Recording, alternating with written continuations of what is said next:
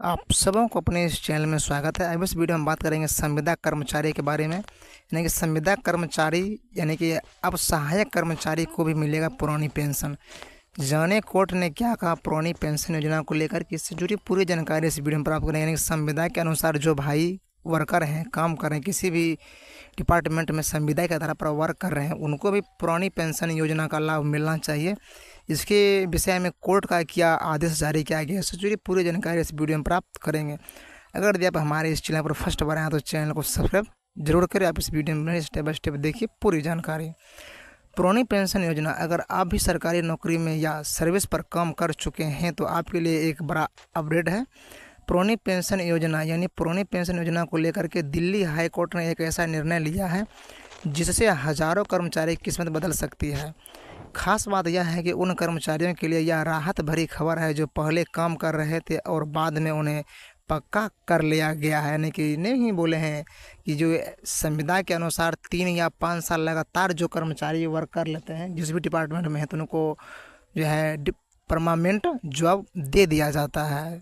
ये बहुत सारे भाई बताए भी हैं, मुझे भी कुछ जानकारी मिला है कि संविदा के आधार पर अगर आप लगातार 3 से 5 साल तक वर्क करते तो उनको परमानेंट जॉब दे दिया जाता है। और आगे देखिए इस वीडियो में इसका पूरा मामला देखिए, यहाँ पर क्या क्या बताया गया है।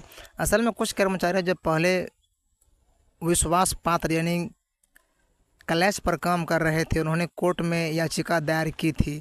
इन कर्मचारियों का कहना था कि उन्होंने सरकारी नौकरी साल 1987 में शुरू की थी, फिर 1995 में उन्हें अस्थायी रूप से सरकारी आदेश पर नियुक्ति किया गया, लेकिन नियमित यानी अस्थायी कर्मचारी का आदर्श उन्हें वर्ष 2008 में मिला। अब यह सरकार ने 2005 के बाद नई पेंशन योजना जारी कर दी है। इसमें एक बात हम और बताना चाहेंगे कि सरकारी नौकरी साल 1987 में शुरू की थी, फिर 1995 में उन्हें अस्थायी रूप से सरकारी आदेश पर नियुक्त किया गया। यानी कि 87 से 95 तक काम किया लगातार, फिर उनको परमानेंट गवर्नमेंट जॉब दे दिया गया है। लेकिन नियमिती यानी अस्थायी कर्मचारी का आदर्श उन्हें वर्ष 2008 मिला। यानी कि संविदा के अनुसार वे 1987 में जॉब शुरू की और 1995 में उनको परमानेंट जॉब दे दिया गया। अब यहाँ पे देखिए, कर्मचारी का तर्क था कि भले ही उन्हें 2008 में नौकरी मिल गई थी, लेकिन उनकी पहली सरकारी सेवा 2005 से पहले शुरू हो गई थी, इसलिए उन्हें नई नहीं बल्कि पुरानी पेंशन स्कॉच का लाभ मिलना चाहिए। अब इस पर देखिए कोर्ट का क्या कहना है वो देखिए। इलाहाबाद हाई कोर्ट की बेंच में जस्टिस अश्विनी कुमार मिश्रा और वकील कुमार गिरी शामिल थे। उन्होंने यह मामला सुनवाई के लिए पेश किया। कोर्ट ने साफ से कहा कि जिन कर्मचारियों का पक्का करने में देरी हुई है वह उनकी गलती नहीं है। अगर किसी ने 2005 से पहले सरकारी सेवा ज्वाइन कर ली थी तो उसे केवल पुरानी पेंशन योजना के आधार पर अस्थायी भुगतान से छूट नहीं दी जा सकती है। सरकार की ओर से यह जानकारी दी गई थी कि जो कर्मचारी 2005 के बाद नियमित हो गए हैं उन्हें नई पेंशन स्कीमों के तहत ही रखा जाएगा, लेकिन कोर्ट ने सरकार की इस डील को खारिज कर दिया और कर्मचारियों के पक्ष में फैसला सुनाया गया। अब इसमें यहाँ पर देखिए किन किन कर्मचारियों को हुआ सीधा लाभ वो देखिए। क्या आपको लाभ मिलेगा, हमको लाभ मिलेगा, किसको लाभ मिलेगा वो यहाँ पर देखिए। इस केस का सीधा संबंध असंगठित नगर निगम में एल्युमिनियम कुछ सजावटी पौधे जूनियर इंजीनियर्स से था। इनमें चंद्र कुमार यादव, विनय कुमार सक्सेना, कृष्ण मोहन मथुरा और सुरेश चंद्र लाइवेरिया जैसे कर्मचारी शामिल थे। इन सभी को पहले से तैयार किया गया था, फिर बाद में अस्थायी आधार मिला और काफ़ी समय बाद पक्का कर लिया गया। सरकार ने कहा 2008 में लेयर नियमितीकरण और नई पेंशन स्कॉब के तहत डाला गया, लेकिन अदालत ने कहा कि पुरानी पेंशन योजना का लाभ मिलना चाहिए। अब इसमें देखिए पुरानी पेंशन योजना क्या है वो इसमें देखिए। पुरानी पेंशन में कर्मचारियों को उनके अंतिम वेतन का एक हिस्सा हर महीने पेंशन के रूप में दिया जाता था।